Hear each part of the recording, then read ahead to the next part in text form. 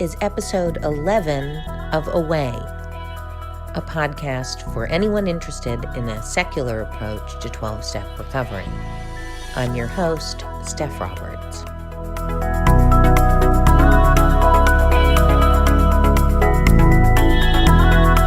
Hey, everybody. It is far too late for me to be awake and recording on a Monday evening, but I have a little energy left even after a very long day, and I thought I would try to get one in. So, I think we left off at the end of the chapter, How It Works. In those last two paragraphs, perhaps there is a better way. We think so, for we are now on a different basis, the basis of trusting and relying upon God. And my sort of reframing or summary of that in a secular way or an atheist way is to say, now that I'm sober enough to be able to identify some of my more dangerous or difficult patterns and discover the buried good within me, I'm also able to start trusting some of my own thoughts and feelings again. Not always by myself. I run it by a friend or a sponsor, or for huge decisions by a lot of people. I think about it. I get some clarity. But at this point in my recovery, I'm able to start relying on myself again. Okay, so we'll move on to chapter 6, page 72, Into Action. And this chapter is really the start of step 5. Having made our personal inventory, what shall we do about it? This brings us to the 5th step in the program of recovery mentioned in the preceding chapter. This is perhaps difficult, especially discussing our defects with another person. The best reason first. If we skip this vital step, we may not overcome drinking. So here's how I read this first page, this introduction. So there are 3 parts to this step, in my experience. The first is that saying out loud all these shameful things or things you think are bad, saying them out loud is a great relief. I don't know the science of it, but I am certain there is science on it. It really feels like taking a nice, deep breath. The second part, saying it out loud to someone who has had a similar experience and has made similar, if not the exact same mistakes, helps alleviate some of the shame you may feel, because you're not alone, you're not unique. Someone else has behaved in this way too. And 3, it is easier to look at stuff with someone more objective than you. We simply cannot get a clear view of ourselves. That was my dog snoring. So it really helps to get a clearer picture by talking to another person. Some people do choose to do their step 5 with a psychiatrist. Use your best judgment. If you and your sponsor have a relationship in which you feel safe enough to talk to her, do that. If not, you may choose another member of the group for whom you have a great deal of respect. You may choose your psychiatrist or therapist. In my experience, the most important part is the honesty and the relief of letting it all out, and of hearing for the first time that not only is it okay, possibly not as bad as you think, but that you're sort of free of the bondage. It helps alleviate the obsessive thinking. It helps alleviate the self-pity. It's just it's an extremely important step, I would say, in recovery from anything, from abuse, from neglect, from depression. I mean, it's a really important part of life to be honest, not just with yourself, but with another person, because we can't always see clearly our own negative patterns. We may not want to, because it does mean we have to change. And it can be incredibly helpful to have someone else help you to look at it. And, of course, if you're like me and you'll never tell God, then make some time each day just to be quiet and listen to your conscience. What other feelings come up when you think about your mistakes? That's something you can discuss with your sponsor or another person. As I said, that person can also be your doctor. And please remember, your sponsor is not your therapist, your psychiatrist, or any kind of doctor. That is not the person to tell you whether or not to take meds, to tell you whether or not to see a psychiatrist. This is more of a friendship/mentor, but this is not the person to seek any medical advice from. The first page of Into Action is the why do step 5. Why? And that's what we've just said.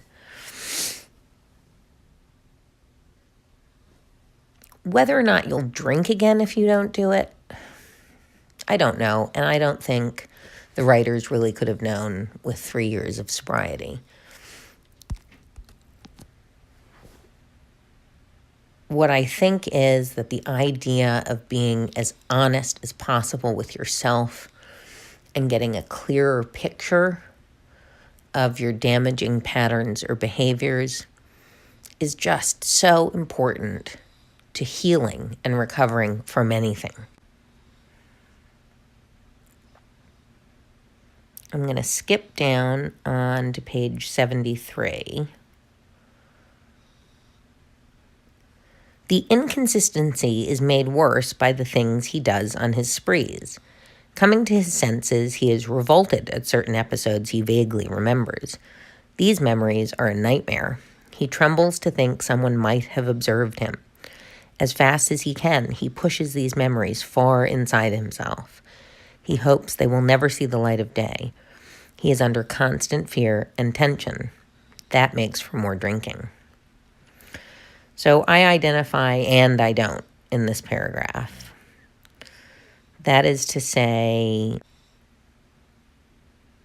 I was a great actress. I pretended to be happy and joyful, and I was a party girl.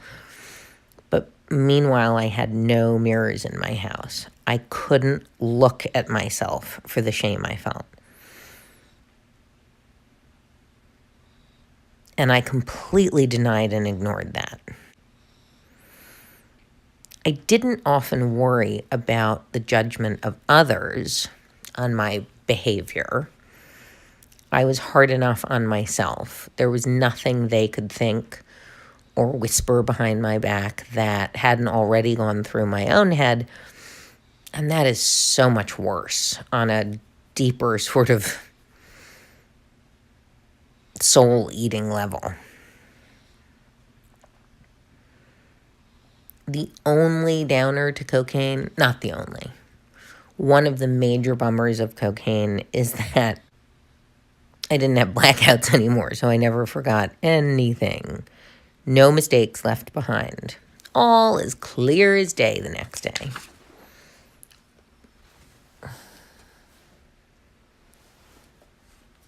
So that's really it. We must be entirely honest with somebody if we expect to live long or happily in this world. So again, I don't know about the live long, but I can promise that being as honest as you can with yourself and with someone else, maybe with more than one person, is a really important step on the journey to recovery.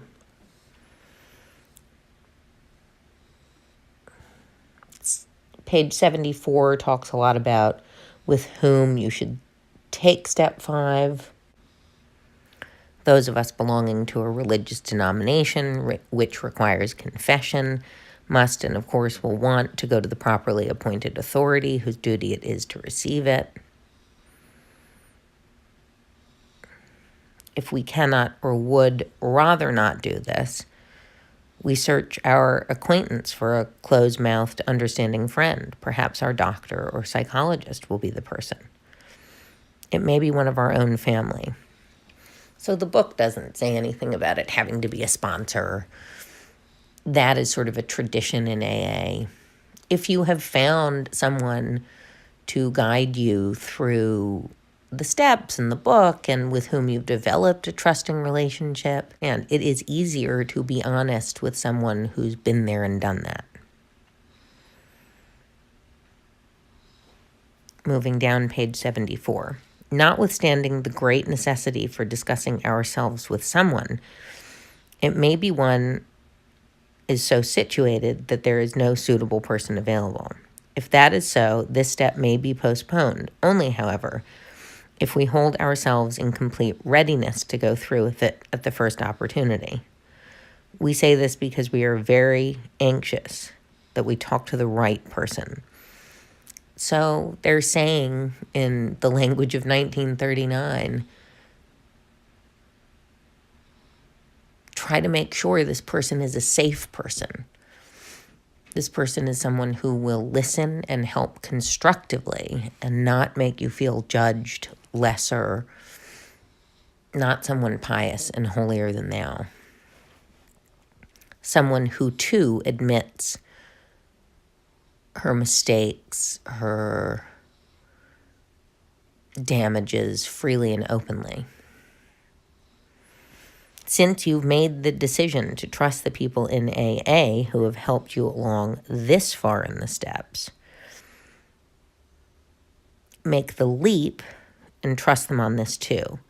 If you don't trust your sponsor enough to do step 5, it may not be the right sponsor. Do it with someone you trust, because it is scary to reveal our true selves. We've been hiding them for so long. It isn't nearly as heart-wrenching and awful as this book makes it seem. In the end, it's enlightening and freeing. Most talk therapy and cognitive behavioral therapy has that effect, and that's what this is.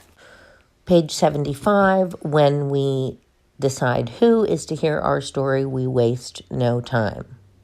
We have a written inventory, and we are prepared for a long talk.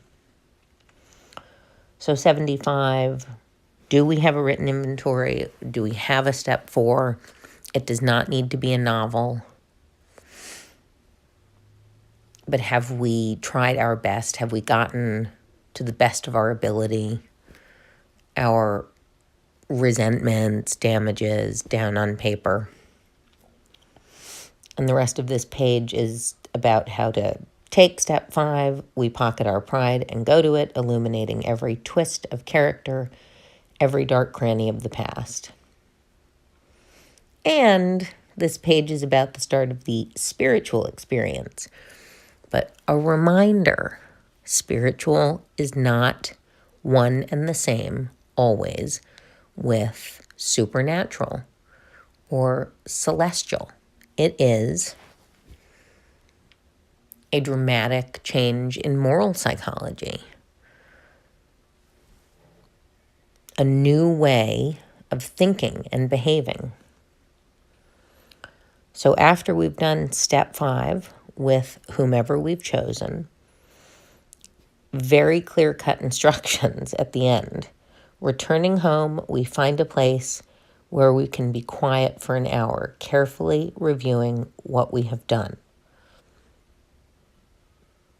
Skip the next sentence, skip the next sentence. Carefully reading the first 5 proposals, we ask if we have omitted anything. For we are building an arch through which we shall walk a free man at last.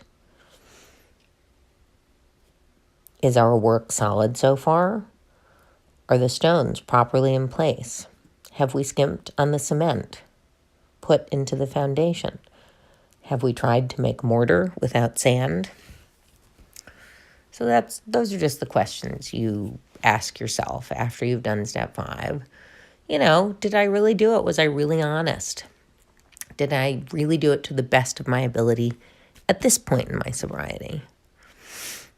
More will come up as you go on, and I'm not personally someone who believes in doing a step 4 and 5 repeatedly throughout sobriety, because at some point this becomes natural. You make a mistake, you're worried about a decision, you think you've hurt someone, you think someone's hurt you, and you discuss it with another person to get some clarity. So hopefully that's sort of happening on a regular basis naturally at a certain point. If you feel stymied by new angers, resentments, or hurt, then maybe it's a good idea, but only you can sort of decide that. Page 76.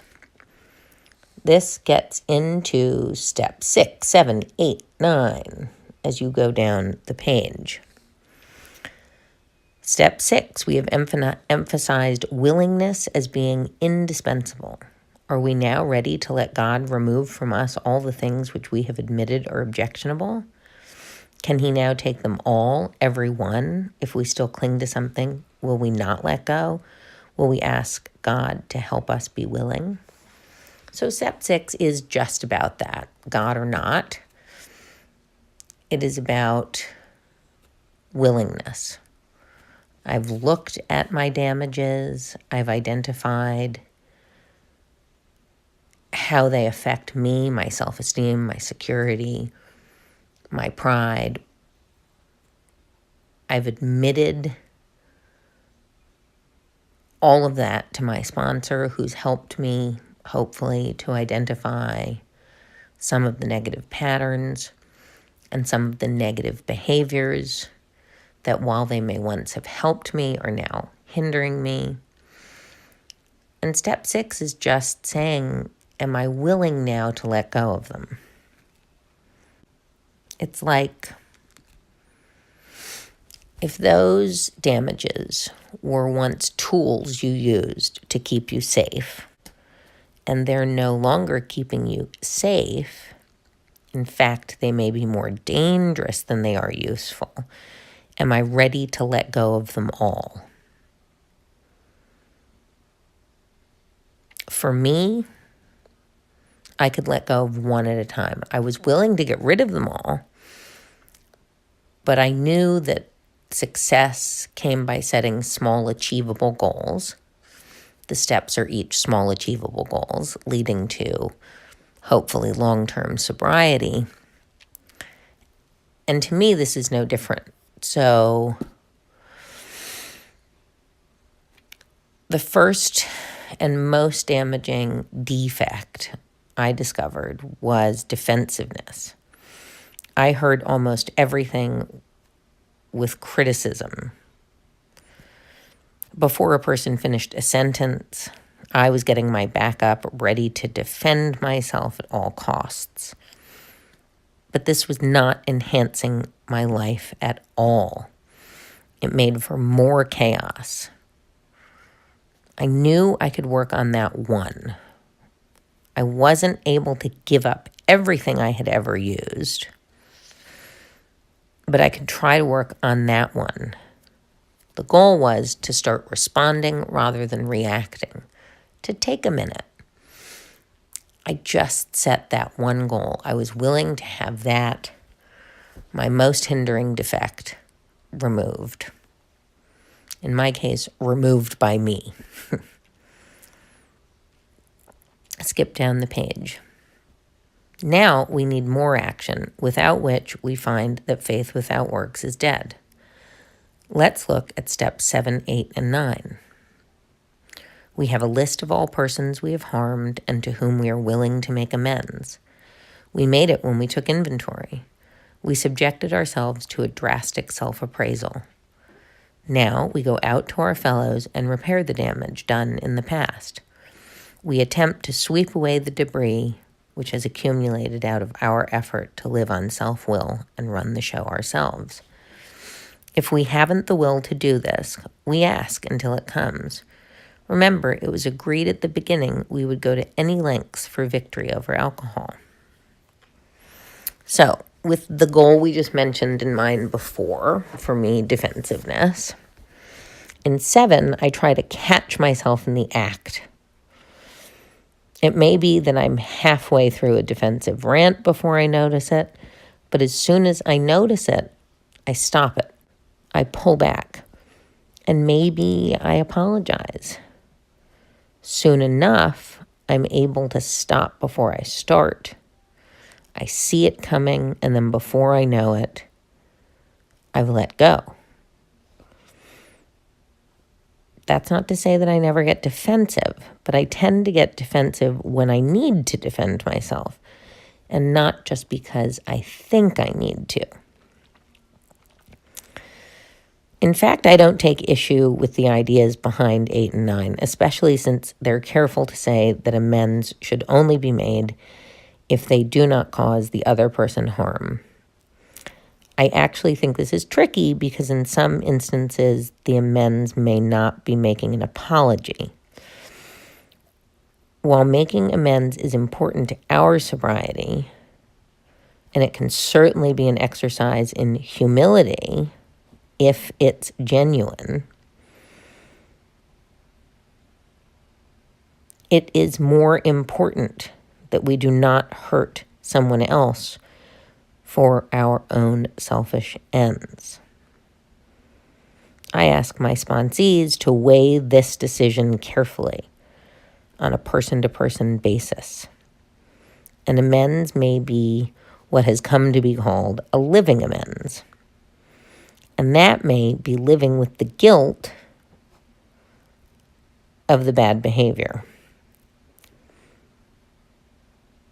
Because to reintroduce it to someone else may cause great pain and suffering to the other person.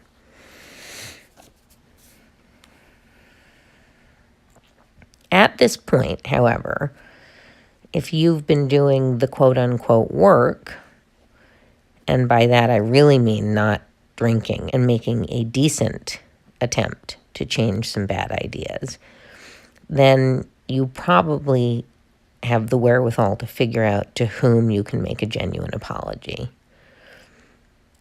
that will help both of you. By now, hopefully, you've learned to respond, not react, which means it's a good idea to talk to your sponsor or shrink or another friend and ask their opinion. Like, do you think this is a good idea that I make this apology to this person and in this way? My sponsor, for instance, said no amends to ex-boyfriends. Her feeling was that there was always an ulterior motive, be it rekindling or revenge. I tend to agree, but if it's important to you, talk to someone about it first. Not God. Page 77.